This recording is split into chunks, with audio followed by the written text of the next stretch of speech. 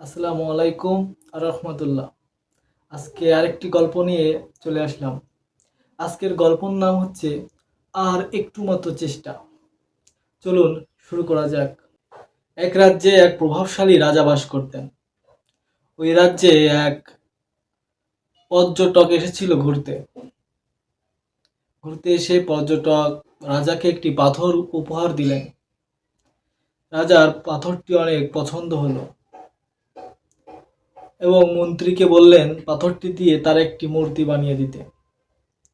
মন্ত্রী রাজ্যের সবথেকে বিখ্যাত মূর্তি কারিগর কাছে নিয়ে গেলেন পাথরটি এবং বললেন, এই পাথর দিয়ে রাজার একটি মূর্তি বানিয়ে দিতে পারলে তোমাকে 100 স্বর্ণ মুদ্রা দেওয়া হবে। মূর্তি কারিগর অনেক খুশি হয়ে গেলেন। তিনি কাজে লেগে গেলেন। অনেক চেষ্টা করার পরেও পাথরের কিছু করতে পারলেন না। হাতুড়ি দিয়ে একে একে 50টি বাড়ি মারার পরেও পাথরটি থেকে একটু ফোঁটাও ভাঙতে পারলেন না। মূর্তি কারিগর পাথরটি নিয়ে মন্ত্রীর কাছে গিয়ে বললেন, এই পাথরটি ভাঙা অসম্ভব। মন্ত্রী নিরুপায়।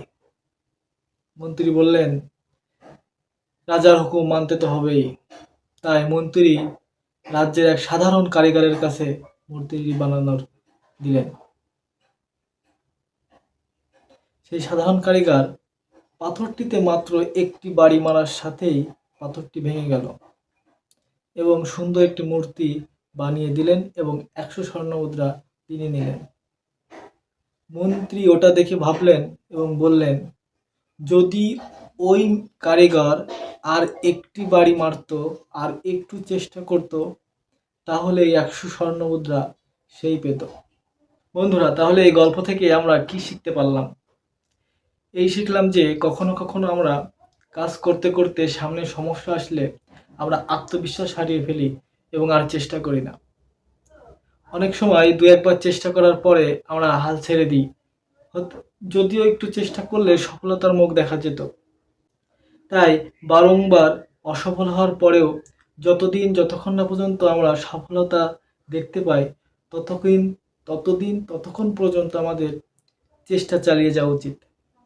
হতেও পারে আমরা শেষ পর্যায়ে এসে হাল ছেড়ে দিচ্ছি। ভালো থাকবেন সবাই।